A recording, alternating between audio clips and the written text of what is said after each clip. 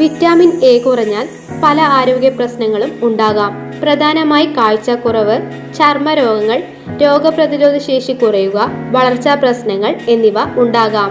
കാഴ്ചക്കുറവ്. Vitamin എയുടെ കുറവ് പ്രത്യേകിച്ചും രാത്രിയിൽ കാഴ്ച മങ്ങുന്ന അവസ്ഥയായ രാത്രി അന്ധതയ്ക്ക് കാരണമാകും. ഇതുകൂടാതെ കണ്ണിന്റെ മറ്റു പ്രവർത്തനങ്ങളെയും ഇത് ബാധിക്കും.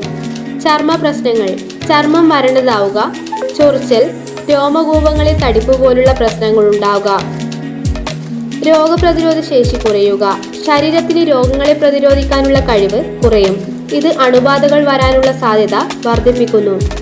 വളർച്ചാ പ്രശ്നങ്ങൾ. കുട്ടികളിൽ വളർച്ചയും വികാസവും വൈകാൻ ഇത് കാരണമാകും.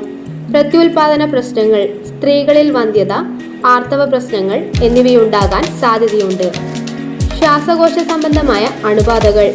വിറ്റാമിൻ എ കുറഞ്ഞാൽ ശ്വാസകോശ സംബന്ധമായ അണുബാധകൾ വരാനുള്ള സാധ്യതയും കൂടും.